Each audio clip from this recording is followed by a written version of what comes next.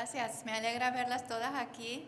Qué bueno que dispusieron de este rato esta tarde para aprender sobre el manejo de la ansiedad, sobre todo en tiempos de crisis. ¿Cuántas aquí han sobrevivido una crisis? Levanten la mano. ¿Cuántas no han pasado por una crisis nunca? Ninguna, ¿cierto?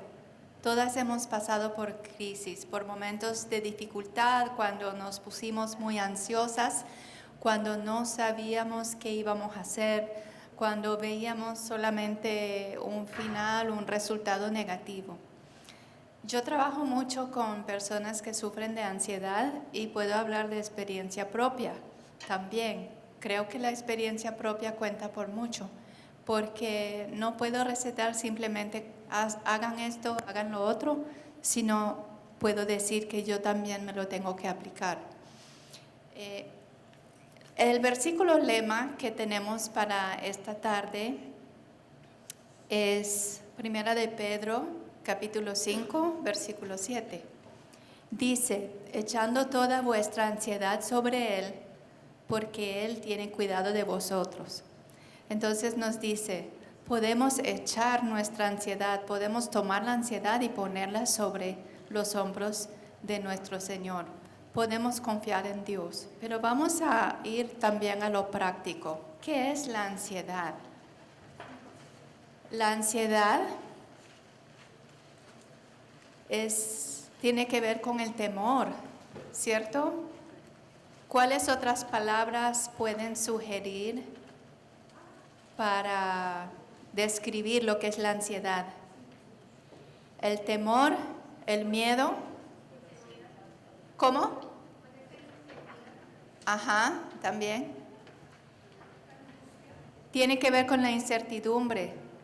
Yo creo que cuando estoy analizando lo que es la ansiedad, lo que me viene a la mente es una situación en el futuro donde no sabemos el resultado, no entendemos todavía, no estamos seguras del resultado, cómo van a salir las cosas. Piensen en una situación en su propia vida, cuando sintieron ansiedad, angustia, preocupación.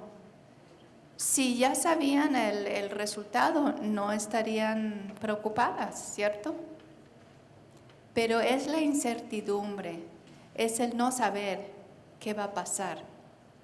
Cuando mi papá tuvo una ACV hace 2 años, pensábamos que iba a morir y me puse muy angustiada, muy ansiosa. ¿Por qué? Porque yo no sabía si iba a vivir o morir y pensaba que a lo mejor él no iba a sobrevivir el ACV.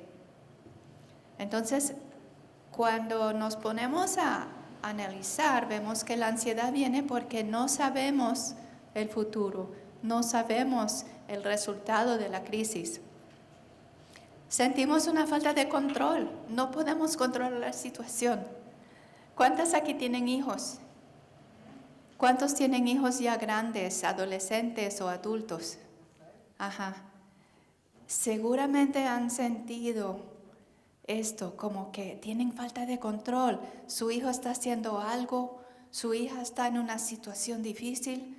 Queremos manejar su vida, queremos controlar el resultado, queremos evitar las consecuencias negativas, no queremos que sufran nuestros hijos. Entonces nosotros tenemos como esa angustia, esa ansiedad, porque tenemos una falta de control. No podemos controlar a nuestros hijos y no podemos controlar muchas situaciones. Creo que la ansiedad tiene que ver con la falta de fe también.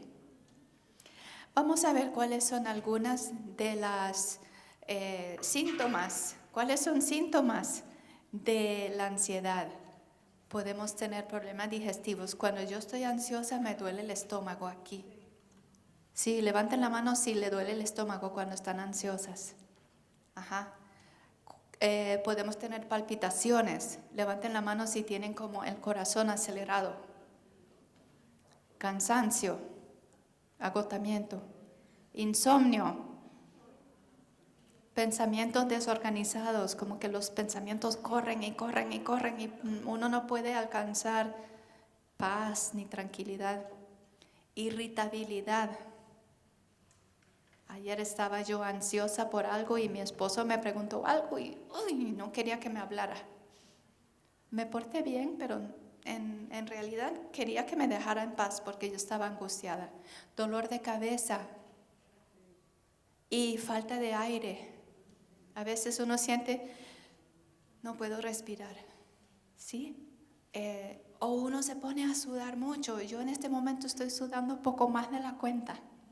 ¿Por qué? Porque estoy un poco estresada al estar aquí. Hay otros síntomas físicos, corporales que sentimos. A veces sentimos hormigueo o sentimos frío o calor, cosas diferentes síntomas. Cada persona es diferente. Vamos a mirar el cerebro y el rol del cerebro en la ansiedad. Quiero que entiendan algo más biológico sobre la ansiedad. A mí me ayudó mucho a entender esto cuando estudié el cerebro. En el cerebro hay una parte muy chiquita en el centro del cerebro, está más o menos aquí, pero en el centro. Se llama amígdala. Ahora, yo no sé en su país de origen lo que significa amígdala, pero en Venezuela, cuando hablamos de amígdalas, estamos hablando de esto, de los tonsils. Sí, esto no es la amígdala de la cual le quiero hablar. No estoy hablando de estas amígdalas, estoy hablando de una glándula muy profunda en el cerebro. La realidad es que todos los animales, los reptiles, los insectos, tienen una amígdala o algo parecido. El rol de la amígdala es protegernos, es para nuestra sobrevivencia. La amígdala busca amenazas a nuestro bienestar. Cuando cuando hay una mosca volando, persiguiéndola, molestando y uno llega con el matamosca, ¿qué pasa generalmente? La mosca se va. ¿Por qué se va la mosca cuando ve algo acercarse? Porque la mosca tiene una amígdala. Y la mosca, el cerebro de la mosca, por muy chiquito que sea, le dice, vuela, sal, porque te van a matar.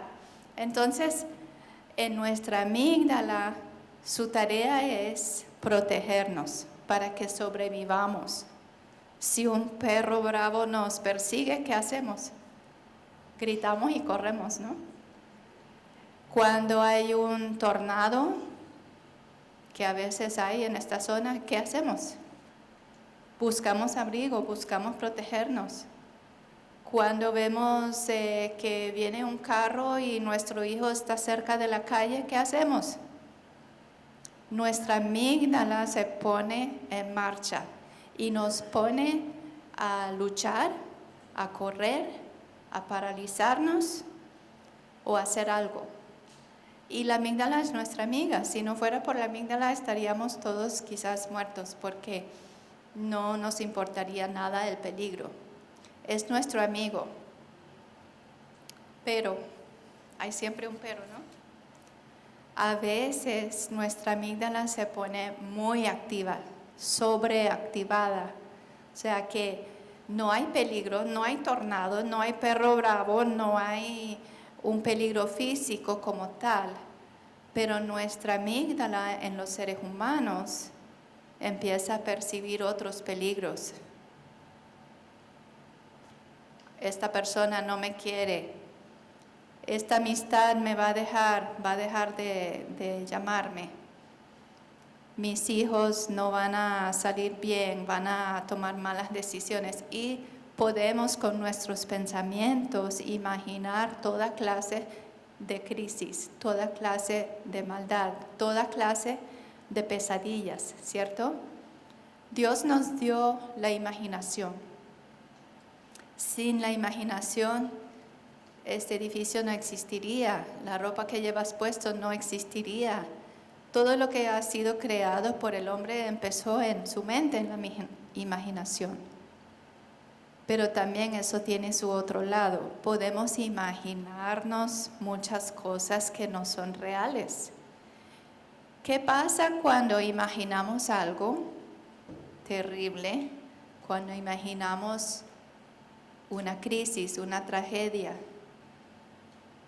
Nuestra amígdala no sabe la diferencia. Como la amígdala es tan primitiva, no es muy sofisticada y no sabe si lo que estamos imaginando está ocurriendo o no está ocurriendo. Lo ve como algo real. ¿Alguna vez te has puesto a pensar en algo triste y de pronto empiezas a llorar nada más pensándolo? ¿Sí? ¿O alguna vez has pensado en algo terrible, horrible, y tu cuerpo responde con el corazón latiendo duro, falta de aire, hormigueo en las manos? O cuando ves una película de horror, de terror, que yo no las veo por eso. Pero cuando uno ve algo terrible, horrible, una película de horror o de terror, ¿qué pasa? ¿Uno está ahí relajado en el cine? No, uno está así tenso. ¿Por qué? Porque la amígdala está percibiendo peligro, aunque no sea real. Entonces, parte del manejo de la ansiedad tiene que ver con aprender a manejar nuestra imaginación.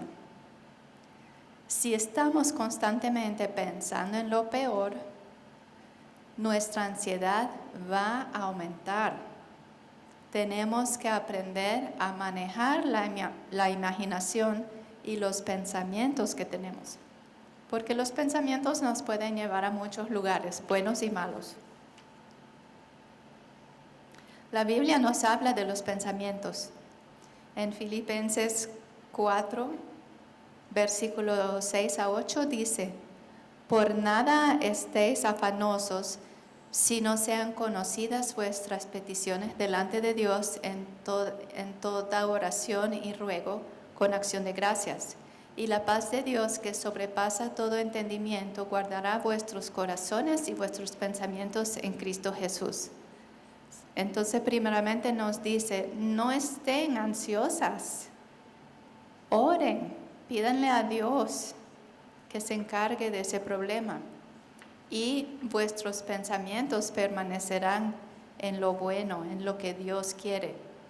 Y luego en la segunda parte, en el versículo 8, dice, por lo demás, hermanos, todo lo que es verdadero, todo lo honesto, todo lo justo, todo lo puro, todo lo amable, todo lo que es de buen nombre, si hay virtud alguna, si algo digno de alabanza, en esto pensad. O sea que la Biblia es muy práctica. La Biblia nos dice cómo debemos pensar. No nos dice pensar en lo que quieran. No nos dice pensar en cualquier cosa.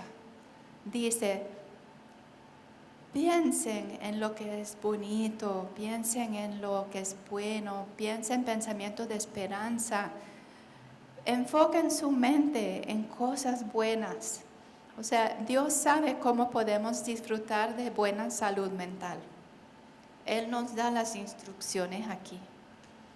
Pero nosotras, quizás cuando crecemos en la escuela, nos enseñan matemática, castellano, inglés, ciencias, historia, pero no nos enseñan cómo pensar.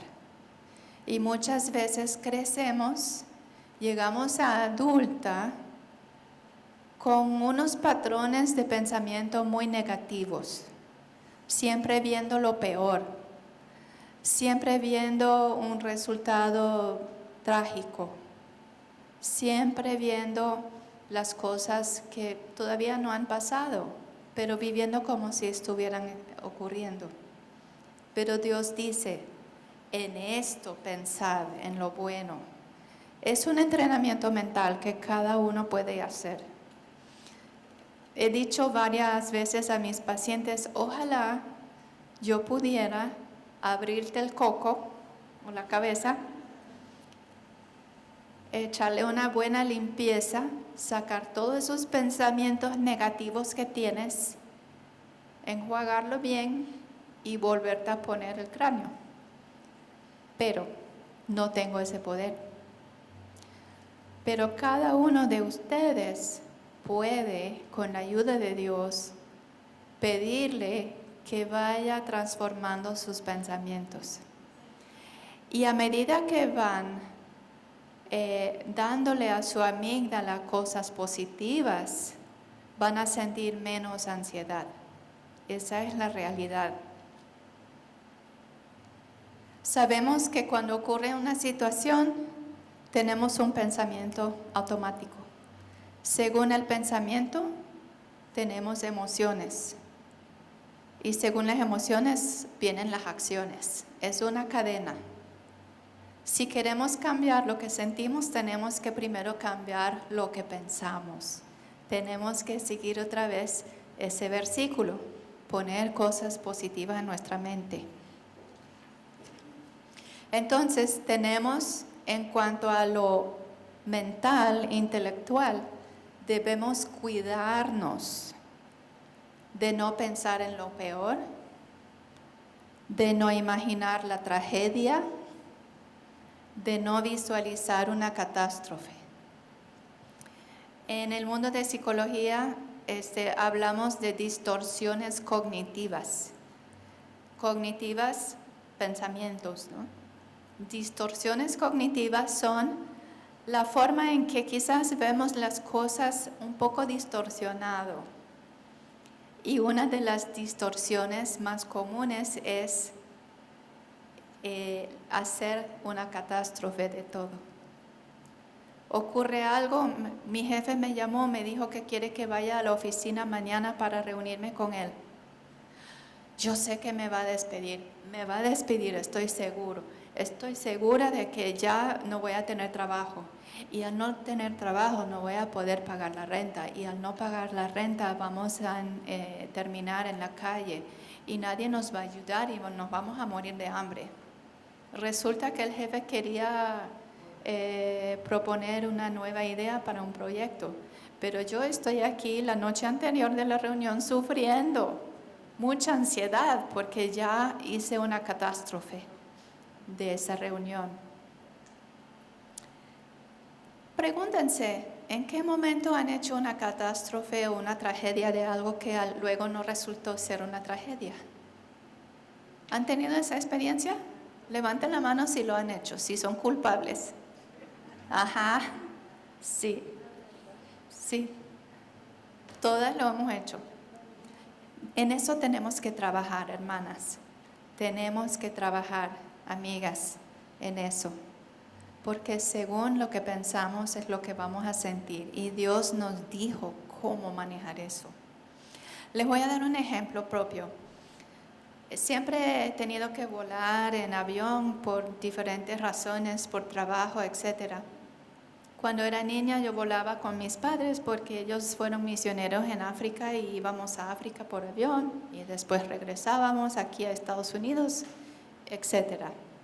Como adulta tuve que volar a Venezuela, a Costa Rica, a Colombia, etc. Cuando era niña me encantaba volar, viajar. Pero en mi adolescencia o quizás a los 16 años yo vi en la noticia un accidente aéreo de Panam. Panam es la línea que ya no existe. Un accidente y mostraban las llamas, el fuego, los bomberos y la gente tirada por ahí. Adivinen qué pasó de ahí en adelante cuando yo volaba. ¿Qué pasó? Me daba terror volar en avión. ¿Por qué? Porque al subirme al avión yo pensaba, nos vamos para abajo, va a haber una bomba en el avión, va a haber una falla mecánica, va a haber una tormenta. Y cada vez que el avión temblaba un poco, que es como normal, ¿no? No, nos vamos para abajo. Y yo llegué a casi no poder volar ni viajar. Y me encanta ir a lugares diferentes, pero casi no podía. Y un día, hace unos años, yo me di cuenta que todas esas veces que yo sufría en avión, me daba ataque de pánico y todo, el corazón me latía a millón y sudaba y me sentía como fría. Y todas esas veces que yo viajaba así, siempre llegamos bien. Y yo había perdido tanto tiempo ansiosa por nada. Yo estaba ansiosa por una situación que nunca ocurrió. Y me di cuenta que así como puedo imaginar lo peor, la tragedia, yo también puedo imaginar un buen final, un final feliz. Tengo ese poder en mi cabeza. Dios nos dio el poder de elegir nuestros pensamientos, nuestra actitud. Entonces empecé algo interesante. Cuando me ponía un poco ansiosa el día antes del viaje y el día del viaje dentro del avión, y empezaban esos pensamientos que no quería, yo decía, no, fuera. Esos pensamientos no me sirven, no los quiero. Y empecé a hacer una película en mi mente de aterrizar, de agarrar mi equipo de mano aquí arriba, de salir del avión, de entrar en el aeropuerto, de buscar la maleta, de salir afuera, de ver a mis amigos o mi familia y luego salir a comer y todo lo que íbamos a hacer allá en ese viaje. Adivinen qué pasó. Ya no me ponía nerviosa ni ansiosa. ¿Por qué? Cambié lo que yo pensaba. Una vez en el trabajo tuve una evaluación negativa. Yo doy clases por internet para una universidad cristiana y cambiaron el supervisor que me supervisaba.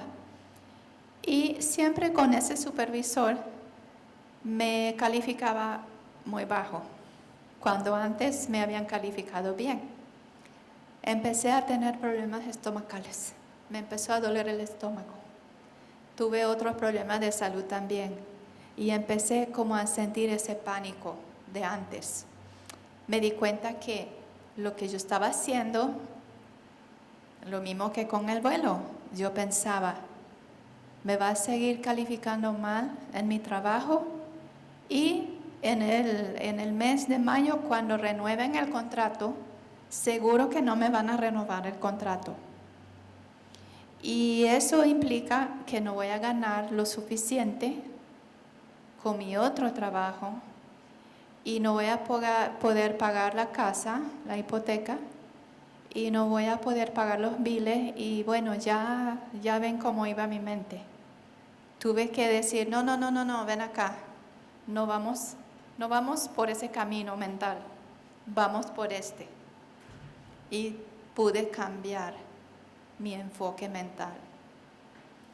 Creo que a veces eso lo hacemos automáticamente. Ya sabemos que cuando pensamos lo peor nos vamos a sentir peor y cuando pensamos algo mejor nos vamos a sentir mejor. Pero a veces hay que hacerlo conscientemente, hay que como obligarnos a hacerlo, porque sabemos que el resultado va a ser mejor. ¿Tienes la tendencia de imaginar lo peor? Hay personas que son más negativas que otras. Y si nosotras somos personas negativas, yo creo que debemos de reconocerlo. El primer paso en cambiarlo es reconocerlo y pedirle a Dios que nos ayude. Ahora, una tarea. No es para hacerlo ahora, sino para hacerlo en su casa. Tomen un cuaderno, un diario o algo así y anota los pensamientos y los miedos, todo lo que te abruma, las preocupaciones. Y luego anota las emociones que acompañan. ¿Cómo te sientes cuando piensas en esas cosas? Busca otra forma de ver la situación. Imagina un resultado positivo. Dale gracias a Dios de antemano porque va a haber un resultado positivo. Y ahora anota cómo te sientes. ¿Cómo te sientes cuando cambias tu enfoque? Es bueno hacer el ejercicio porque te obliga a examinar tus pensamientos, a examinar lo que el enfoque. Ahora les voy a dar una estrategia de respiración. Cuando están en un momento de crisis y están muy angustiadas, quizás estás en medio de un ataque de pánico o estás muy nerviosa, quiero que puedas utilizar esta respiración que yo llamo 4-7-8. Les voy a explicar cómo hacerlo y vamos a practicar. ¿Ok? Van a contar a 4 mentalmente mientras inhalan. Y van a inhalar, van a tomar aire, no aquí arriba, sino como una respiración de barriga. ¿Ok? Así.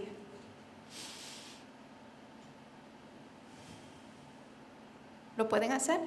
Practiquen. No quiero que suban los hombros, sino que se expanda el estómago, la barriga. ¿Ok? Porque así el aire está llegando hasta lo profundo de los pulmones. Luego les explico por qué. Entonces van a tomar aire mientras yo cuento hasta 4. Van a mantener el aire mientras cuento hasta 7. Y luego van a exhalar y soltar el aire mientras cuento hasta 8. ¿Ok? No son segundos. La buena noticia es que no son segundos. Los segundos serían muy largos. Ok. ¿Listas? Ok. Cuando hago así es que van a tomar aire. Así es mantener y así es soltar el aire. ¿Ok? Listas. 1, 2, 3, 4. 1, 2, 3, 4, 5, 6, 7. 1, 2, 3, 4, 5, 6, 7, 8. Otra vez. 1, 2, 3, 4, 1, 2, 3, 4, 5, 6, 7, 1, 2, 3, 4, 5, 6, 7, 8. ¿Lo hicieron? ¿Sí? ¿Y qué tal? ¿Se sienten más angustiadas? Si es así, pues yo he fracasado, ¿no? Nos ayuda a relajarnos. Quiero que lo practiquen mañana y noche. Y en cualquier momento del día, cuando sienten ansiedad. Les voy a explicar por qué ayuda. Primero, porque están contando y están pensando en contar y no pensando en aquello que las puso nerviosas en el principio, ¿no? Su mente está ocupada contando. Segundo, están oxigenando su cerebro, dándole más oxígeno. Y tercero, que es la parte más importante, nosotras tenemos un nervio que se llama el nervio vagal que va desde aquí hasta aquí. Ese nervio, si se le golpea a ese nervio, por ejemplo, en un accidente de tránsito, un golpe muy duro, nos desmayamos. ¿Alguna vez les han dado un puño en el estómago y se han desmayado? Quizás no, pero eso puede pasar porque se golpea ese nervio duro. Pero cuando respiramos profundo y mantenemos esa respiración, nuestros pulmones están haciendo una presión muy suave sobre el nervio vagal. Y no nos desmayamos, pero nos relajamos. ¿Ve? Entonces es una forma fisiológica o física que podemos relajar nuestro cuerpo. Tiene mucha ciencia esa técnica. Ahora pasamos a otra técnica. Se llama la técnica FER. Si estás muy ansiosa, busca una taza grande, échale agua y hielo. Pon esa taza en la mesa y sumerge tu cara en el agua helada por 30 segundos. Tu maquillaje va a correr, ¿no? quizás es mejor no preocuparse por el maquillaje. O si no lo puedes hacer así, busca de esas almohadillas que se ponen en el freezer, que se ponen frías. Uno las usa para salir a pasear con la cama, con las bebidas. Ponte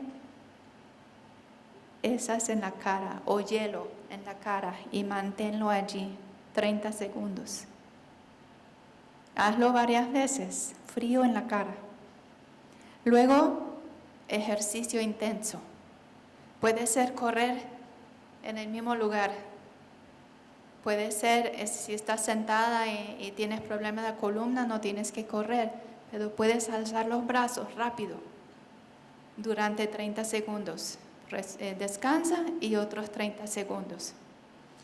Luego, respiración pausada, que es la respiración que acabamos de practicar. Y de último, relajación progresiva. Empecemos la relajación progresiva. Les voy a dar un pequeño ejemplo. Es donde vas a tensionar una parte de tu cuerpo y luego relajarlo. Suben las manos aquí arriba de la mesa. Tensionen sus manos, las dos. Bien duro. Ahora relajar. Ahora los hombros. Relajar. El abdomen. Relajar. Los glúteos. Poco difícil sentada, ¿no? Pero, las piernas, los tobillos, los pies. Eso se llama relajación progresiva. Van a ver si hacen estas 4 cosas, van a sentirse más tranquilas. Pero mientras hacen esto que es físico, para relajar tu cuerpo, relajar tu mente, quiero también que se enfoquen en Dios y lo que Dios ha hecho para ti en el pasado. Es importante recordar cuando estamos enfrentadas con una situación estresante nueva. Es importante recordar que en el pasado Dios nos ayudó. Dios nos dio la salida. Aquí estamos, ¿verdad? Todavía estamos de pie. Hemos superado muchas cosas porque Dios nos ha ayudado. Dios ha estado con nosotras. Entonces, cuando te enfrentas a una crisis nueva, pregúntate, sí, el año pasado pasé por algo difícil y Dios me ayudó, Dios me liberó, Dios me dio la salida, Dios me curó, o Dios me dio la fuerza necesaria para pasar por ese problema.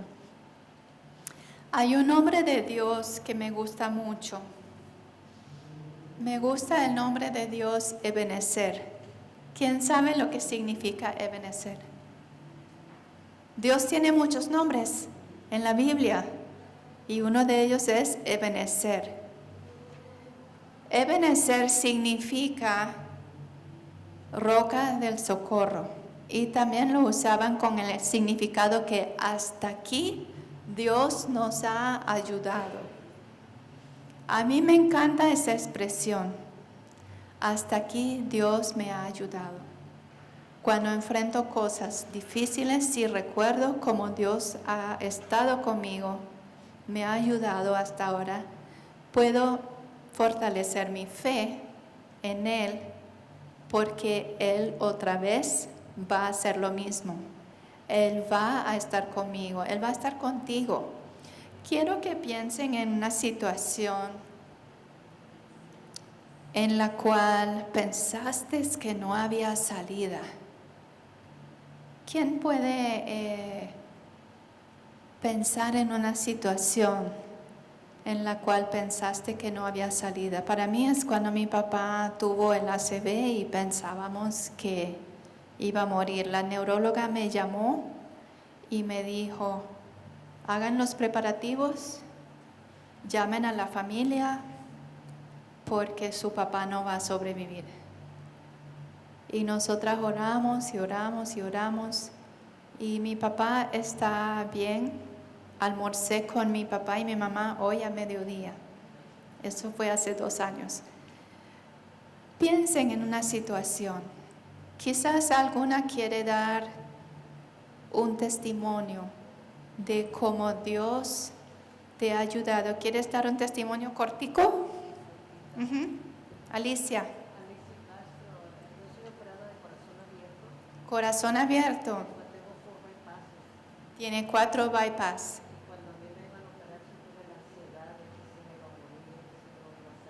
Sí, uno piensa, quizás me muera en la operación.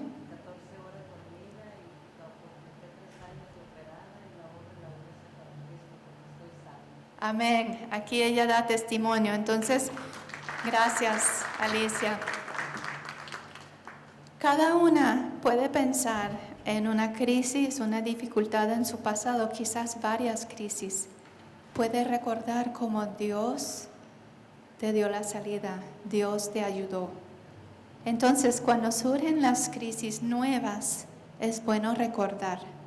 Es muy bueno, a mí me ayuda a recordar, bueno, de otras más duras hemos salido. Dios está con nosotras. Dios quiere bendecirnos y es bueno recordarlo.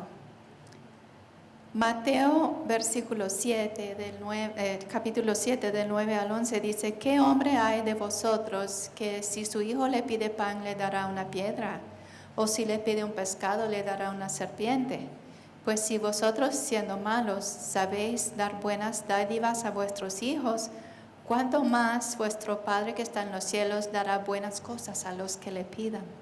Dios quiere bendecirnos, Dios quiere darnos cosas buenas, y la vida está llena de dificultades, de enfermedades, de crisis, de dolor, pero en medio de todo Dios nos quiere bendecir y nos puede bendecir.